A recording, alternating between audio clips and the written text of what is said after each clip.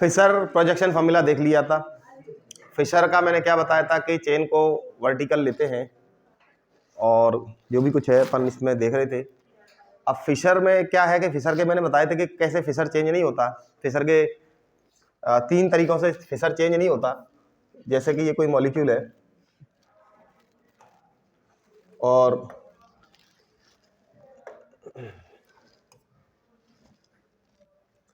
उस मॉलिक्यूल का configuration Fisher projection formula में अगर हम उसको 180 पे घुमा देते हैं तो चेंज नहीं होता है ना। अगर इसको हम 180 पे घुमा दें, ये ए है, ये बी है, ये सी है, ये डी है, और इसको हम 180 पे घुमा दें तो कोई इसका कॉन्फ़िगरेशन चेंज नहीं होगा, ठीक है ना। दूसरा रूल ये था कि अगर 2 इंटर कन्वर्जन कर दें तो भी चेंज नहीं होता है ना। यानी इसको इसके साथ इंटर कन्वर्ट करें और बी को सी के साथ, तो ये कुछ ऐसा बन जाएगा, तो भी कॉन्फ़िगरेशन वही रहेगा जैसा था, ठीक ना। तीसरा रूल ये था कि अगर किसी फार्मूले को अगर एक को कांस्टेंट रखते हुए बाकी 3 को अगर क्लॉकवाइज या एंटी क्लॉकवाइज घुमा दें तो भी कॉन्फ़िगरेशन चेंज नहीं होता।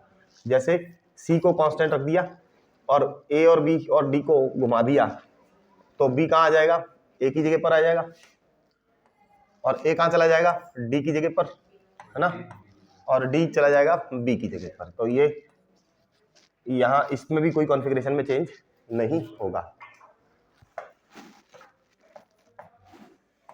है ना। तो भी कॉन्फ़िगरेशन चेंज नहीं होता, ये फिशर बोलता है, ठीक है ना। और इन चीज़ों की अपने को जरूरत पड़ने वाली है आगे क्वेश्चंस में, ठीक है। एक और तरीका है अपने पास सॉहार्स फार्मूला, ये तो अपन देख ही चुके हैं। सॉहार्स फार्मूला देख चुके हैं कि नहीं देख चुके हैं, तो अपन सॉहार्स फार्मूला भी देखेंगे। अब तीसरा प्रोजेक्शन फार्मूला है सॉहार्स फार्मूला, ठीक है ना। तो सॉहार्स फार्मूला क्या है,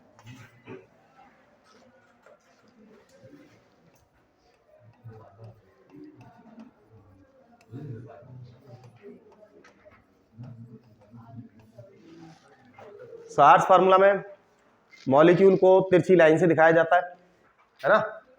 तो जैसे कि ये है, और इसमें मान लो ये कार्बन है, इसके पास 3 ग्रुप जुड़े हुए हैं, H है, OH है, मान लीजिएगा कि तीसरा CH3 है, और दूसरा भी कोई ग्रुप है, दूसरा भी कोई कार्बन है जिसके पास के मान लीजिएगा कि H है, CH3 है और Br है, दोनों ऑप्टिकल एक्टिव कार्बन एटम हो गए। तो ये सॉहार्स फार्मूले से भी अपन इसको दिखा सकते हैं। ये वाला कार्बन ऑप्टिकल एक्टिव है, चारों वैलेंसी डिफरेंट, वो वाला कार्बन भी ऑप्टिकल एक्टिव है, चारों वैलेंसी डिफरेंट, ठीक ना। तो सॉहार्स फार्मूला से भी अपन निकाल सकते हैं, दिखा सकते हैं मॉलिक्यूल को। चौथा है न्यूमैन, न्यूमैन सॉहार्स का ही बदला हुआ रूप है ना। Newman's formula, Newman projection formula क्या है कि इसमें मॉलिक्यूल को गोले के द्वारा दिखाया जाता है। गोला मतलब कुछ इस तरीके से, मान लो इसी मॉलिक्यूल को मैं रिप्रेजेंट करने जा रहा हूँ और ये मे बी के एक्लिप्स फॉर्म है।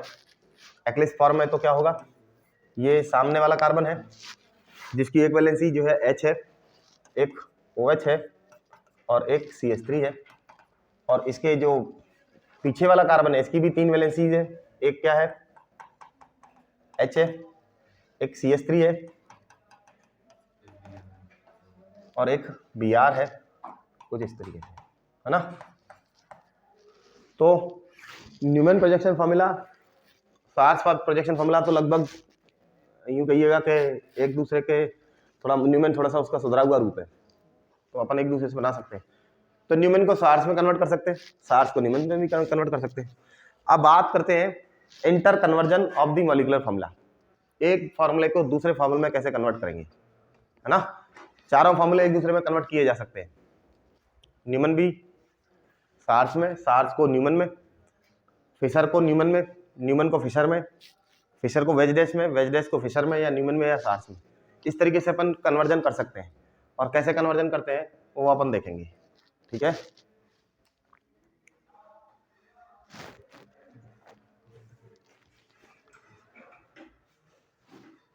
सबसे पहले अपन देखेंगे वेज डैश, है ना, वेज डैश फार्मूला।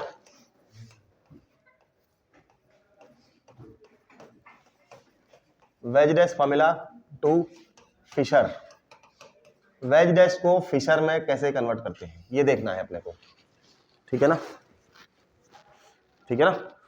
इसमें एक चीज ध्यान रखेंगे, carbon chain is taken vertically, carbon chain को वर्टिकली लेना है, वो तो फिशर में लेते ही है। हमारे पास मान लीजिएगा कि एक कोई वेज डैश फॉर्मूला है और इस वेज डैश फॉर्मूला को हमको फिशर में कन्वर्ट करना है, ठीक है ना। ये हमारे पास कार्बन है, ये कुछ इस तरीके से, और CH2OH, नीचे इसके CH2CH3, और इसके वेज बॉन्ड पे मान लीजिएगा कि मिथाइल है और डैश बॉन्ड पे हाइड्रोजन है, ठीक है। अब इसको फिशर में कन्वर्ट करना है, वेज डैश है दिख रहा है, फिशर के कन्वर्ट करने के लिए कार्बन चेन को वर्टिकली लेना पड़ेगा, एक ऑप्टिकल एक्टिव कार्बन एटम है जो कि बीच में आएगा, ठीक है। कैसे कन्वर्ट करते हैं, तो आप जहां कार्बन चेन आपको दिखाई दे रही है, ठीक ना, जहां भी कार्बन चेन आपको दिखाई दे रही है उसमें ये देखिएगा कि जो चेन है वर्टिकल तो होनी चाहिए, मोर ऑक्सीडाइज्ड कार्बन एटम ऊपर की तरफ होना चाहिए, फिशर की एक खास बात है। तो हम इसमें से ये देखेंगे कि कार्बन चेन ये रही, 1 2 3 4 कार्बन एटम की चेन है, यही तो है, और इसको हमें वर्टिकल लेना है। वर्टिकल लेना है तो ऊपर कौन सा आएगा, CH2OH ऊपर आएगा या CH2CH3 ऊपर आएगा, CH2OH मोर ऑक्सीडाइज्ड कार्बन एटम। तो कुछ इस तरीके से बनेगी कि इसके ऊपर आ जाएगा CH2OH, नीचे क्या आ जाएगा CH2CH3, लेफ्ट राइट में H और CH3 होंगे क्योंकि ये ऑप्टिकल एक्टिव कार्बन एटम हमको दिख रहा है। अब क्या करना है कि जैसे ही अपन ने इसको इस फ्रेम में ले लिया है तो अपन को क्या करना है, ये जो बॉन्ड है, ये जो बॉन्ड है, इसको क्या करना है कि ये बॉन्ड अगर इस तरफ है तो इस तरफ इसको क्या करेंगे अपन, झुकाव दे देंगे। क्या करना है, झुकाव देना है इस तरफ, तो इसको इसी डायरेक्शन में अगर अपन झुकाव देंगे तो जरा बताइएगा जब हम इसका फिशर बनाएंगे तो क्योंकि ये बॉन्ड इस तरफ है तो इस तरफ झुकाव देंगे, ये बॉन्ड उस तरफ होता तो उस तरफ झुकाव देते थे। जिस तरफ भी अपन को ये वर्टिकल, ये जो plane bond in the plane दिखाई दे रहा है, तो इसको इसके अंदर ही अगर अपन इसके झुकाव दे देंगे तो ये जो बोर्ड के प्लेन के बाहर था CH3, ये CH3 बोर्ड के प्लेन के बाहर है, और अपन ने इसकी तरह इसको मॉलिक्यूल को अंदर की तरफ धक्का दे दिया है, तो ये CH3 कहाँ जाएगा, घुमा रहे हैं बस, ये किधर जाएगा, इधर आएगा, इधर इसको धक्का देंगे तो CH3 इधर जो था, ये CH3 अपन मॉलिक्यूल को इधर धक्का दे रहे हैं तो CH3 इधर आएगा ना। तो ऊपर तो अपन ने क्या कर दिया है, CH2OH ले लिया है, नीचे CH2CH3 है, और जिधर CH2OH है उधर की तरफ, क्योंकि ये बॉन्ड इधर था तो इधर की तरफ अपन ने इसको धक्का दे दिया अंदर की तरफ, तो ये जो वेज बॉन्ड है ये तो इधर ही आएगा ना, घुमाएंगे इस मॉलिक्यूल को तो, और H जो कि बोर्ड के प्लेन के अंदर था वो क्या होगा, घूमने पर इधर आएगा। तो H को किधर रखना है, लेफ्ट साइड में, CH3 किधर रखना है, राइट साइड में। ये लो कन्वर्ट हो गया फिशर में। अब DL का तो देख लेंगे, वो तो बाद की बात है, लेकिन फिलहाल क्या हुआ है कि फिशर में कन्वर्ट हो गया, ठीक है ना। तो इस तरीके से अपन कन्वर्ट कर लेते हैं। और एग्जांपल बताता हूं मैं आपको। तो देखो क्या किया जाएगा, ये एक फॉर्मूला दे रखा है आपको, कैसा है ये, फिशर है या वेज डैश है या न्यूमैन है या सार्स है, वेज डैश है। वेज डैश फॉर्मूला दे रखा है, इसको अपन को फिशर में कन्वर्ट करने का है, तो वर्टिकल होनी चाहिए कार्बन चेन, ये तो ऐसा रूल है। तो वर्टिकल चेन है तो मतलब ये CHO चेन का पार्ट हो गया, ये कार्बन बीच में आएगा और ये नीचे चला जाएगा या ऊपर जैसे भी होगा। तो अपन को क्या करना होता है, हाईली ऑक्सीडाइज्ड कार्बन एटम को ऊपर की तरफ रखना होता है ना, या जैसी स्ट्रक्चर गिवन है उसके हिसाब से, स्ट्रक्चर जिस तरीके से गिवन है इसमें CHO तो ऊपर ही आने वाला है, तो CHO अगर ऊपर आएगा तो कुछ इस तरीके की स्ट्रक्चर बनेगी, तो नीचे लास्ट में कौन पहुंच जाएगा, CH2OH। अब अपन को इसमें लेफ्ट और राइट का पता चलाना है कि लेफ्ट में कौन है और राइट में कौन है, ये ऑप्टिकल एक्टिव कार्बन एटम हो गया। तो जिधर वो जो बॉन्ड आपको दिखाई दे रहा है जो टिल्टेड है, जो कि क्या है, वर्टिकल लाइन से हट गया है, प्लेन वाला बॉन्ड, उसको किधर, जिधर वो है उधर की तरफ क्या कर देंगे, झुका देंगे। तो इसको किधर की तरफ धक्का देना है, इधर की तरफ या इधर की तरफ, इधर की तरफ, क्योंकि ये जो प्लेन वाला बॉन्ड है ये इसमें इधर की तरफ आ गया। मैंने क्या कहा, जब इधर होता है तो इधर की तरफ, इसको अंदर की तरफ झुका देंगे। तो जब इसको आप अंदर की तरफ झुकाएंगे तो ये तो अंदर पहुंच जाएगा, वर्टिकली दिखेगी चेन। OH किधर आ जाएगा, जो कि प्लेन से बाहर था, इस साइड आएगा, है ना। और H जो कि प्लेन के अंदर था वो क्या होगा, वो उस साइड आने की कोशिश करेगा, तो OH इधर पहुंच जाएगा और H इधर आ जाएगा। तो ये देखिएगा फिशर में कन्वर्ट हो चुका है आपका वेज डैश। ठीक है, कर लेंगे आप। तो एक और एग्जांपल लीजिएगा। इस एग्जांपल को करते हैं। ये वेज डैश दे रखा है, इसको फिशर में कन्वर्ट करना है। क्या करेंगे, सबसे पहले चेन को वर्टिकली लेना है। Highly oxidize carbon atom COH है जो कि ऊपर ही जाएगा, वैसे भी गिवन है। अब बात करें CH3, वो नीचे आ जाएगा। अब बताओ किधर की तरफ इसको मेरे को मूव कराना है मॉलिक्यूल को, जिधर CH3 है उधर ही की तरफ। तो जब CH3 को अंदर की तरफ हम मूव करेंगे, प्रेस कराएंगे, तो NH2 लेफ्ट साइड आ जाएगा, तो ये NH2 इधर आ जाएगा और H प्लेन से बाहर होकर के इधर की तरफ आएगा। तो ये हो गया कन्वर्ट किसमें, फिशर में। वेज डैश फिशर में कन्वर्ट हो चुका है। ठीक है ना। और एग्जांपल करिएगा। इस मॉलिक्यूल में देखते हैं 2 ऑप्टिकल एक्टिव कार्बन एटम है, ठीक है ना, और 2 ऑप्टिकल एक्टिव कार्बन एटम आपको दिखाई दे रहे हैं। चेन कितने कार्बन की है, 1 2 3 4 कार्बन एटम की चेन है। 2 बीच वाले कार्बन क्या है, ऑप्टिकली एक्टिव है। इन दोनों का सेट करना है, और ये वेज डैश दे रखा है दोनों का, और किस में कन्वर्ट करना है, फिशर में कन्वर्ट करना है। तो एक काम कर लेते हैं, इसको एक काम करते हैं, सीधा खड़ा कर लेते हैं इस मॉलिक्यूल को, ठीक ना। रोटेट कर लेते हैं कितने से, 90 डिग्री से। तो ये सीधा खड़ा हो जाएगा। सीधा खड़ा हो जाएगा तो फिर इसको पहले सीधा खड़ा करके फिर अपन इसमें घुमाने का प्रयास करेंगे। तो इसको मैं अगर सीधा खड़ा करता हूं, मैं इसको ऐसे ही लेटा हुआ है ना, क्योंकि दोनों वैलेंसी जो है प्लेन वाली वो लेटी हुई है, तो इसको ऐसे खड़ा कर लेते हैं। तो 90 डिग्री पर इसको हम रोटेट कराएंगे तो ये क्या हो जाएगा, ये कुछ इस तरीके से हो जाएगा। ये वाला कार्बन तो ये रहा, और ये वाला कार्बन इसके नीचे आ गया। इधर इसके क्या हो जाएगा, CHO, बोलो, और उसके उधर क्या हो जाएगा, CH2OH। Veg bond, veg bond पर कौन है, H, और डैश बॉन्ड पर कौन है, OH। इधर देखेंगे तो इसके वेज बॉन्ड पर OH है, वेज बॉन्ड पर OH है, और डैश बॉन्ड पर H है। हो गया। इसको अपन ने क्या कर लिया, थोड़ा सा 90 डिग्री के एंगल पर अपन ने इसको घुमा दिया है। अब देखिए ये वाला जो बॉन्ड है ये कहाँ आ गया, ये प्लेन में आ गया। ये वाला बॉन्ड भी प्लेन में है, ये वाला बॉन्ड भी प्लेन में है। तो इसको क्या करेंगे, अंदर की तरफ मूव करेंगे। तो सबसे पहले ऊपर तो क्या आ जाएगा, CH2H आएगा, और सबसे नीचे कौन पहुंचेगा, CHO पहुंचेगा। अब अपन इसको क्या करेंगे, कहाँ इसको मूव कराना है, अंदर की तरफ। ये जो वेज बॉन्ड था ये कहाँ, ये अंदर की तरफ मूव कराएंगे तो ये कहाँ आएगा,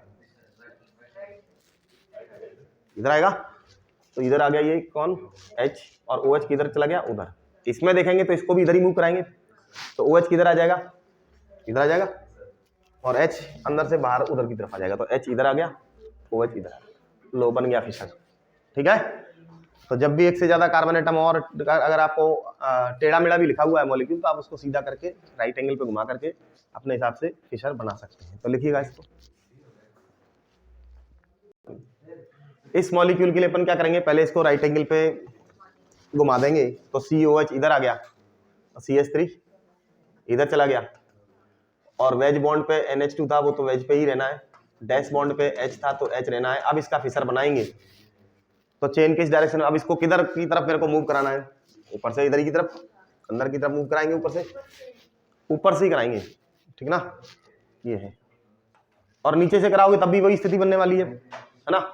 आप इसको ऊपर से मूव कराएंगे तो COH तो ऊपर रहा, CH3 नीचे रहा, ये तो हो गई चेन। अब NH2 किधर जाएगा, अगर ऊपर से मूव कराएंगे तो ये बाहर है प्लेन के, तो क्या होगा, इधर की तरफ आएगा। तो NH2 इधर आ गया, और H पीछे चला गया। ये इसका फिशर बन गया है। लिख लीजिएगा।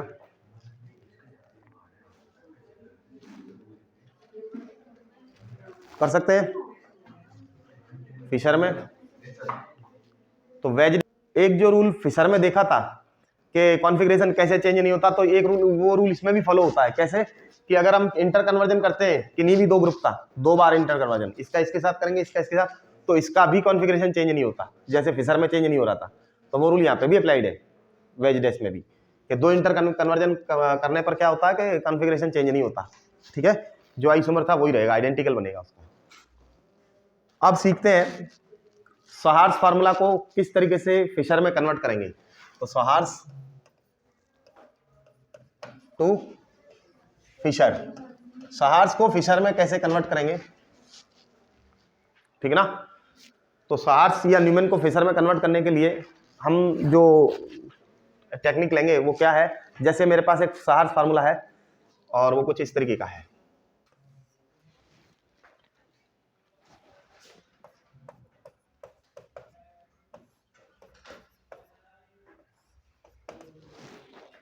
और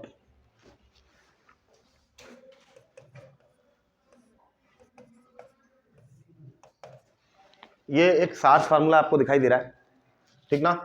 अब इसको फिशर में कन्वर्ट करना है तो सबसे पहले आप कार्बन चेन देखेंगे और कार्बन चेन कहाँ कौन से कितने कार्बन की है और या किसको ऊपर नीचे रखना है वो अपन देख लेंगे, ठीक है। तो एक काम करेंगे, सबसे पहले इसमें जो कार्बन चेन है उसको हम एक्लिप्स ले लेंगे, लेकिन मिथाइल कॉमन है दोनों जगह। तो ये जो मॉलिक्यूल है इसको एक्लिप्स फॉर्म में लाओ।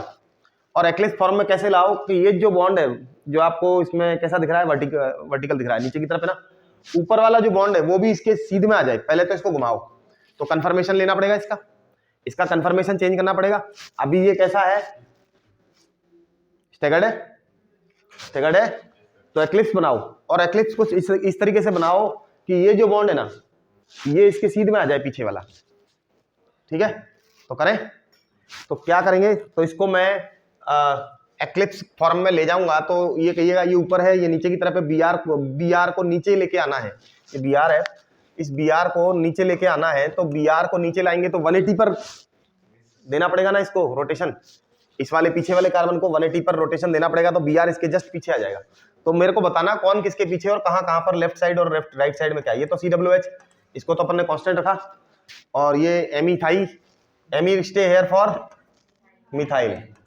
और अब बात करते हैं, बी आर को नीचे लेके आए तो 180 पर आ गया, ये बी आर नीचे आ गया, जस्ट इसकी सीध में आ गया है। इधर कौन होगा और इधर कौन होगा, तो जब इसको 180 पे घुमाएंगे तो हर एक कोई अपनी अपनी 180 पे ले लेगा। तो एमी इधर पहुंचेगा 180, एमी का 180 वो है, तो एमी इधर पहुंच गया, और एच का 180 वो उधर है, यू नो दैट, ये कन्वर्ट हो गया।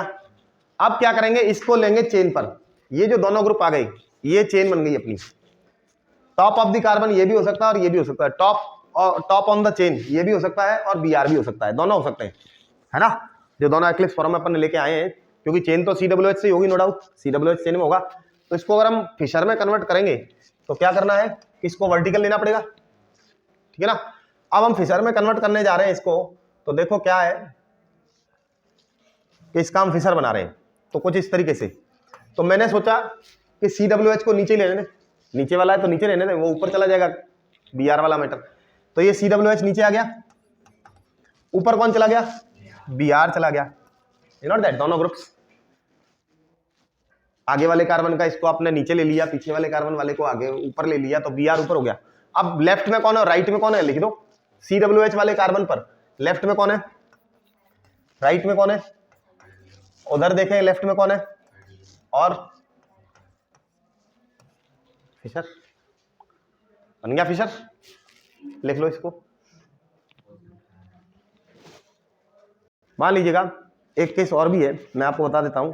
जैसे एक कोई फार्मूला दे रखा है, सार्स फार्मूला दे रखा है, और सार्स फार्मूला आपको कन्वर्ट करना है इसको फिशर में,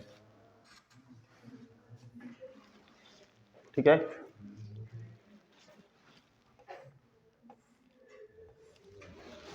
और BrMeH और ऊपर COOH HMe, ठीक है। इसको अपन को फिशर में कन्वर्ट करना है। तो कैसे इसको फिशर में कन्वर्ट करेंगे, तो पहला स्टेप क्या लगाएंगे, पहला स्टेप ऊपर वाले को इसके जस्ट एक्लिप्स में लाना है। तो यहां अगर बी आर है तो पीछे क्या आ जाएगा, बी आर के पीछे बोलो, यहां अगर बी आर है तो बी आर के पीछे क्या आएगा, COH आएगा। ये एमी है और ये H है, तो इसके पीछे COOH आ गया। अब आपने उसको 180 पे दिया है तो ये एमी अपनी 180 पे पहुंच जाएगा और ये अपने 180 पे पहुंचेगा, ये हो गया। अब इसका फिशर कन्वर्ट कर लेंगे। तो क्या बनेगा इसका फिशर, तो देख लेते हैं क्या बनने वाला है। ऊपर क्या होगा, COH होगा, लेफ्ट में Me, COH के लेफ्ट में Me है और राइट में H। इधर क्या होगा, नीचे Br, लेफ्ट में इधर H हो जाएगा। हो गया ना। तो ये देखिएगा, ये इसका फिशर आपने बना दिया। मिटा दे, लिख लो इसको। अब अपन नया टॉपिक जो स्टार्ट कर रहे हैं, कन्वर्जन देख लिया, फिशर को किस तरीके से वेज डैश को फिशर में कन्वर्ट करते हैं या सहार्स को किस तरीके से फिशर में कन्वर्ट करते हैं। अब आगे अपन देख लेते हैं। तो आगे का क्या है कि अपने पास यहाँ से आगे अपन जो देखने जा रहे हैं कि एब्सोल्यूट कॉन्फ़िगरेशन, एब्सोल्यूट कॉन्फ़िगरेशन अपन देखने जा रहे हैं। एब्सोल्यूट कॉन्फ़िगरेशन क्या होता है,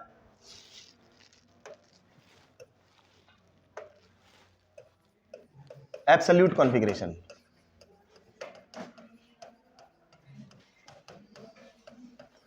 एब्सोल्यूट कॉन्फ़िगरेशन, अभी तक जो अपन ने कॉन्फ़िगरेशन देखा था ऑप्टिकल आइसोमेरिज्म के तहत, अगर optical active carbon atom present है मॉलिक्यूल में तो हम उसको क्या कर रहे थे, डीएल सिस्टम से नाप रहे थे।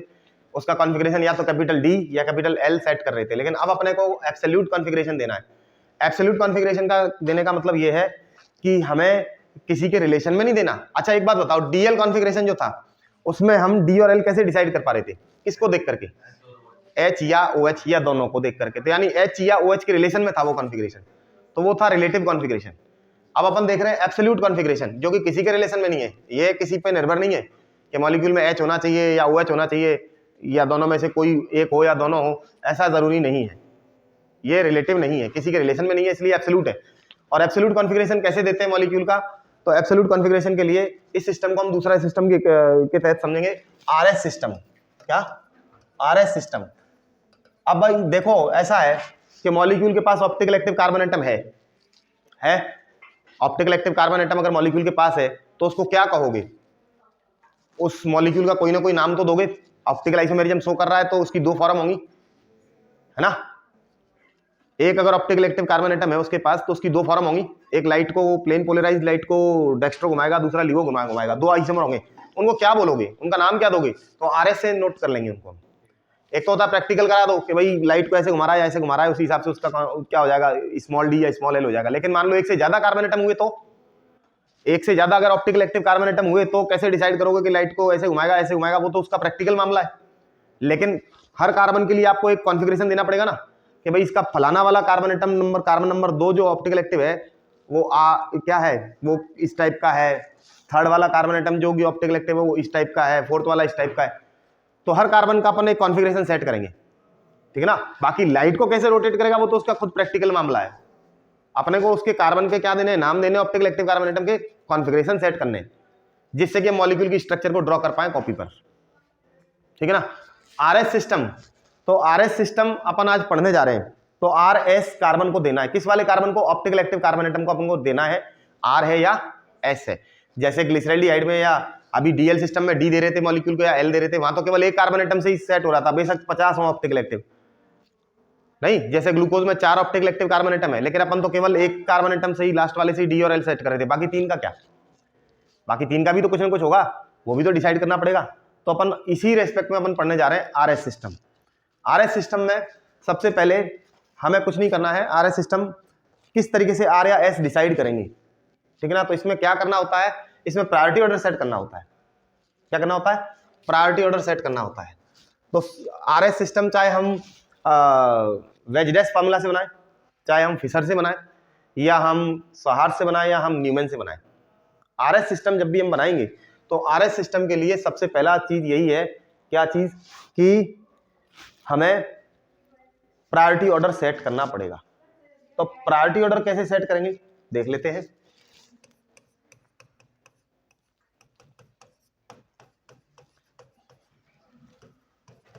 प्रायोरिटी ऑर्डर सेट कैसे करते हैं, मास के रेस्पेक्ट में, मास के रेस्पेक्ट में, लाइक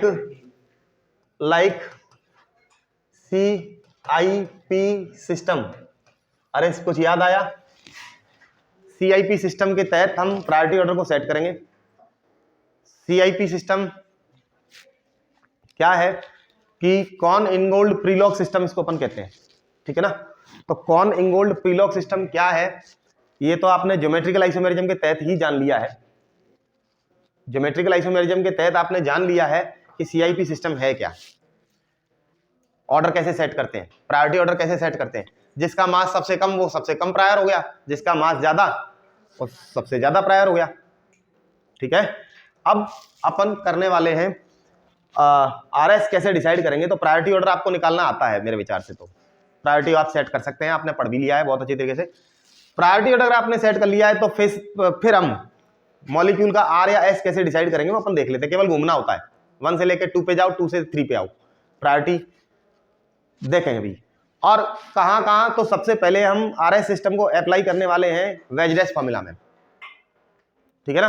अगर मॉलिक्यूल का वेज डैश फॉर्मूला दे रखा है, वेज डैश फॉर्मूला दे रखा है, तो उसका R या S क्या कॉन्फ़िगरेशन होने वाला है वो अपन सीख रहे हैं वेज डैश फॉर्मूला से। तो देखते हैं RS इन वेज डैश फॉर्मूला पहले, है ना।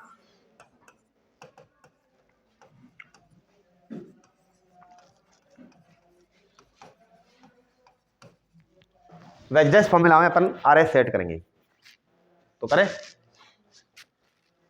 तो मेरे अपने को एक मॉलिक्यूल दे रखा है और वो मॉलिक्यूल वेज डैश फॉर्मूला उसका आपको लिख रखा है CH3HOH, और मान लीजिएगा कि ये कोई COOH है, ये आपको दे रखा है कोई। ये पहली बात, क्या इसमें ऑप्टिकल एक्टिव कार्बन एटम है? क्यों है? चारों वैलेंसी अलग है इसकी, वैसे भी वेज डैश दिखा रखा है, ऑप्टिकल एक्टिव ही होगा। अब बात कर लेते हैं इससे RS कैसे निकालेंगे। अब इसका क्या कॉन्फ़िगरेशन है इस कार्बन एटम का। लाइट को तो ये हो सकता है कि पॉजिटिव या नेगेटिव कुछ भी घुमाएगा या आइसोमर, लेकिन इसका नाम क्या देंगे, तो R देंगे या S देंगे। तो इसमें रूल है कुछ, वेज डैश में कुछ रूल है, और वो रूल क्या है, तो पहले अपन रूल लिख लेते हैं, ठीक है ना। तो पहले रूल लिखेंगे। तो पहला रूल ये है कि सेट क्या, प्रायोरिटी ऑर्डर कर लेंगे। पहली चीज जो अपने को करनी है, सेट क्या करना है, प्रायोरिटी ऑर्डर, ठीक। कर लिया क्या? तो टॉप पे प्रायोरिटी पे कौन आ रहा है? इन चारों ग्रुप्स में प्रायोरिटी ऑर्डर हम सेट करेंगे तो सबसे टॉप प्रायोरिटी पे कौन सा आएगा? OH, ऑक्सीजन, पहले डायरेक्टली बॉन्डेड। COH में तो C आ गया, ऑक्सीजन का तो O है, डायरेक्टली बॉन्डेड एटम देखते हैं। तो प्रायोरिटी किसको देंगे? नंबर 1 OH को। अब बताओ सेकंड नंबर पे किसको देंगे? सेकंड को छोड़ो, आप ये बताओ फोर्थ किसको देंगे? ये बात ठीक है। अब इनमें देख लेते हैं, फोर्थ को अपन ने H दे दिया, देना पड़ा क्योंकि उसकी प्रायोरिटी सबसे कम हो गई, क्योंकि H से हल्का कुछ है ही नहीं। अब दूसरे नंबर पे प्रायोरिटी पे कौन जाएगा? COOH, क्योंकि CH3 और COOH में ये ज्यादा वजनदार हो रहा है, तो ये इसकी प्रायोरिटी हुई सेकंड, और इसकी हो गई थर्ड, और फोर्थ पे आपने H सेट कर लिया, ठीक ना। हो गया प्रायोरिटी ऑर्डर सेट। अब प्रायोरिटी ऑर्डर सेट करने के बाद यहां पर अपन को एक रूल और फॉलो करना पड़ेगा। वो रूल क्या फॉलो करना पड़ेगा कि अगर जो लीस्ट प्रायोर ग्रुप है, लीस्ट प्रायोर ग्रुप जो है जिसको आपने लीस्ट प्रायोरिटी दी है, उसको देखें वो कहां है, कहां होना चाहिए। अगर नहीं है तो लाओ, कन्वर्जन मार के लाओ, चाहे कैसे भी लाओ, लेकिन लीस्ट प्रायर ग्रुप को कहां लेके आना है? डैश बॉन्ड पे लेके आना है। दे रखा है ऑलरेडी डैश पे, तो कोई कन्वर्जन मारने की जरूरत नहीं है, लेकिन अगर नहीं है डैश बॉन्ड पे तो पहुंचाओ उसको डैश बॉन्ड पे। तो लीस्ट प्रायर ग्रुप कहां होना चाहिए? डैश बॉन्ड पे पहुंचना चाहिए। तो least prior group must be at dash bond, dash bond पे पहुंचाइएगा। कैसे पहुंचाएंगे डैश बॉन्ड? आप इस मॉलिक्यूल को देख लेते हैं, लीस्ट प्रायर ग्रुप कौन सा है? हाइड्रोजन है। क्या वो डैश बॉन्ड पर है? नहीं है तो पहुंचाना पड़ेगा। अगर होता तो कोई दिक्कत ही नहीं थी, तो हमें पहुंचाने की जरूरत नहीं थी, लेकिन अभी इस टाइम तो नहीं है, तो डैश बॉन्ड पे पहुंचाएंगे। तो क्या बोला था वेज डैश फॉर्मूला में? मैंने अभी एक बात बताई थी कि अगर हम 2 क्लिक मारते हैं, यानी 2 इंटर कन्वर्जन करते हैं तो कॉन्फ़िगरेशन चेंज नहीं होता, जैसा है वैसा ही रहेगा, आइडेंटिकल मॉलिक्यूल बनने वाला है। करें इसमें तो कहां कन्वर्जन H का किसके साथ जाएगा? H को किसके साथ कन्वर्ट करें कि डैश बॉन्ड में पहुंच जाए? H CH3 के साथ, ठीक ना।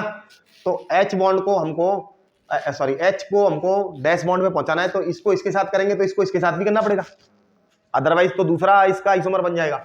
तो क्या किया हमने, इसमें इंटर कन्वर्जन किया, तो डैश बॉन्ड पर हमारा H पहुंच गया, तो ये इधर CH3 और इधर वेज बॉन्ड पर कौन पहुंचा, COOH, है ना, और ये OH इधर पहुंच गया। कर लिया हमने।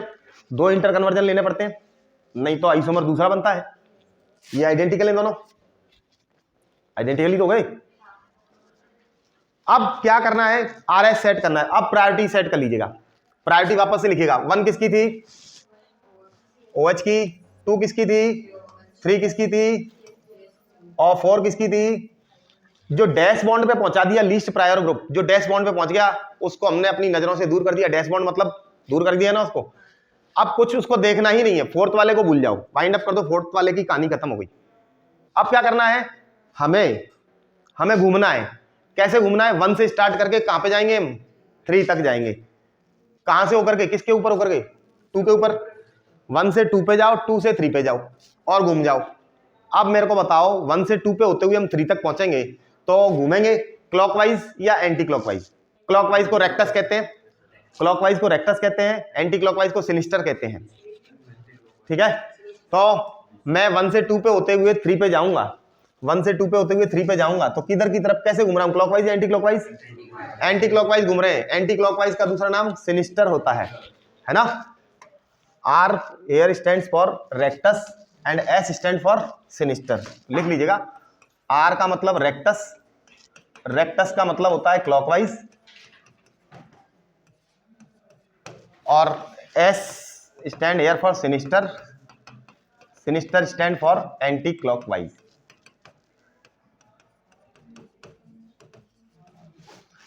अब इस मॉलिक्यूल में हम कैसे घूमे थे तो देख लेते हैं। इस मॉलिक्यूल में हम किस तरीके से घूमे थे, हम रेक्टस घूमे थे या सिनिस्टर घूमे थे। हम सिनिस्टर घूम रहे हैं, एंटी क्लॉकवाइज घूम रहे हैं, सिनिस्टर घूम रहे हैं, तो ये कॉन्फ़िगरेशन इसका S हो गया। लो ठीक है, इसका कॉन्फ़िगरेशन क्या हो गया, S हो गया। तो अपन लिखेंगे इसका कॉन्फ़िगरेशन कैपिटल S है। इस ऑप्टिकल एक्टिव कार्बन एटम का कॉन्फ़िगरेशन कैपिटल S है।